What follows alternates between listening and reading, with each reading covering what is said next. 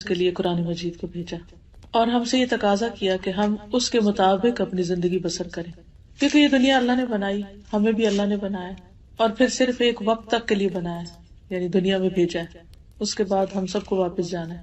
تو واپس جا کر ہمیں یہ بتانا ہوگا کہ ہم یہاں پر کیا کر کے آئے۔ ایک طریقہ یہ ہے کہ ہم اپنی مرضی کے مطابق جو ہمارا دل چاہے ہم وہ کریں، ایک یہ ہے کہ ہم لوگوں کی مرضی کے مطابق زندگی بسر کریں، اور ایک یہ ہے کہ ہم اللہ کی مرضی کے مطابق زندگی بسر کریں۔ اگر ہم یہ چاہتے ہیں کہ اللہ کی مرضی کے مطابق زندگی بسر کریں تو پھر اس کے لیے ضروری ہے کہ ہم اللہ تعالیٰ ہی کی کتاب کے مطابق زندگی بسر کریں، اور اللہ تعالیٰ کی کتاب کے مطابق زندگی بسر کرنے کے لیے ضروری ہے کہ ہم اس کی کتاب کو پڑھیں۔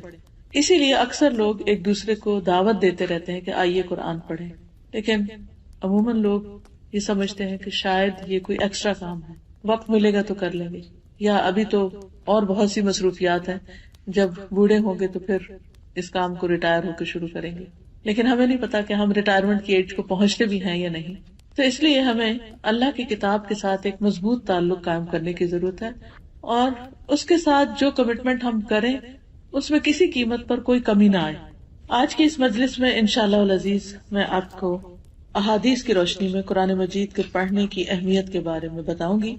رسول اللہ صلی اللہ علیہ وسلم نے فرمایا، مثل المؤمن الذي يقرأ القرآن كالأترجة ريحها طيب وطعمها طيب۔ اس مومن کی مثال جو قرآن پڑھتا ہے ترنجبین نارنگی جیسی ہے، ٹینجرین کی طرح ہے، کہ اس کی خوشبو بھی اچھی ہے اور اس کا ذائقہ بھی اچھا ہے، یعنی کھانے کے بعد انسان خوش ہو جاتا ہے، ہاتھوں سے بھی خوشبو آتی ہے، اس کے منہ سے بھی خوشبو آتی ہے، اور کھانے کے بعد انسان کے اندر ایک اچھی فریش فیلنگ آتی۔ آپ کتنے بھی ٹائرڈ ہوں، اگر 2-3 ٹینجرین کھا لیں تو اس کے بعد آپ کی ٹائرڈنس ختم ہو جاتی ہے۔ والذی لا یقرأ القرآن کالتمرۃ لا ریح لها وطعمها حلو۔ اس مومن کی مثال جو قرآن نہیں پڑھتا کھجور جیسی، اس کی خوشبو نہیں لیکن اس کا ذائقہ میٹھا ہے، یعنی کھجور بھی انرجی دیتی ہے، اگر ہم اس کو کھا لیں تو ہمارے اندر ایک یعنی قوت پیدا ہو جاتی ہے، ایک انرجی پیدا ہو جاتی ہے، جس کی وجہ سے ہمارے لیے کام کرنا آسان ہو جاتا ہے۔ اس کے بھی کئی ایک فائدے ہیں۔ پھر فرمایا وَمَثَلُ الْمُنَافِقِ الَّذِي يَقْرَأُ الْقُرْآنَ كَمَثَلِ الرَّيْحَانَةِ رِيحُهَا طَيِّبٌ وَطَعْمُهَا مُرٌّ۔ اس منافق کی مثال جو قرآن پڑھتا ہے خوشبودار پودے جیسے گلاب وغیرہ کی طرح، جس کی خوشبو اچھی ہے اور ذائقہ تلخ ہے، یعنی وہ دوسروں کو تو خوشبو دے رہا ہے لیکن اپنے اندر اس کے کڑواہٹ سی ہے۔ اگر آپ اس پھول کو کھانا شروع کر دیں یا اس کے پودے کو کھائیں تو اس کا کوئی ذائقہ نہیں، اس میں کوئی لطف نہیں۔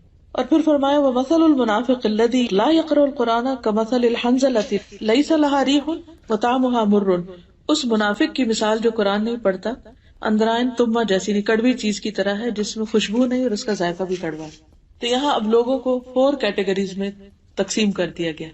پہلی کیٹیگری کے لوگ جو مومن ہیں، ایمان بھی رکھتے ہیں اور اس کے ساتھ قرآن بھی پڑھتے ہیں، ایسے لوگوں کے ساتھ آپ ملاقات کریں تو ان سے مل کر بھی آپ کو خوشی ہوگی اور ان سے آپ کو اچھی بات لے کے نکلیں گے، کیونکہ ان کے پاس قرآن کی وزڈم ہے۔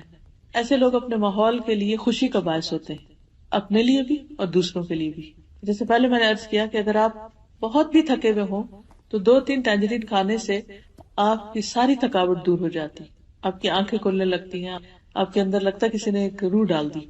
اسی طرح آپ روحانی طور پر، ذہنی طور پر کتنے بھی تھکے ہوئے ہوں، لیکن اگر آپ قرآن مجید کے کچھ حصے کی تلاوت کر لیں یا اس کو سن لیں یا اس کو پڑھ لیں، اس کو سمجھ لیں، تو آپ کی روحانی تھکاوٹ دور ہونے لگتی۔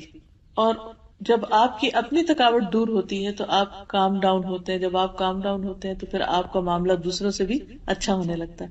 جب دوسروں کے ساتھ آپ اچھے ہوتے ہیں تو ان کو آپ سے خوشی ملتی، جب آپ انہیں خوش کرتے ہیں تو جواب میں وہ بھی آپ کو خوش کرتے ہیں۔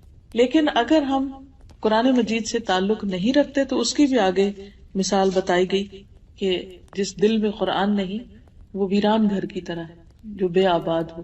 دوسری بات یہاں یہ بتائی گئی کہ جو قرآن نہیں پڑھتا لیکن ہے ایمان والا تو وہ ہے تو میٹھا لیکن اس کی کوئی خوشبو نہیں، یعنی وہ اپنی ذات میں اچھا بھی ہو سکتا ہے لیکن اس سے دوسروں کو کوئی زیادہ فائدہ نہیں پہنچتا۔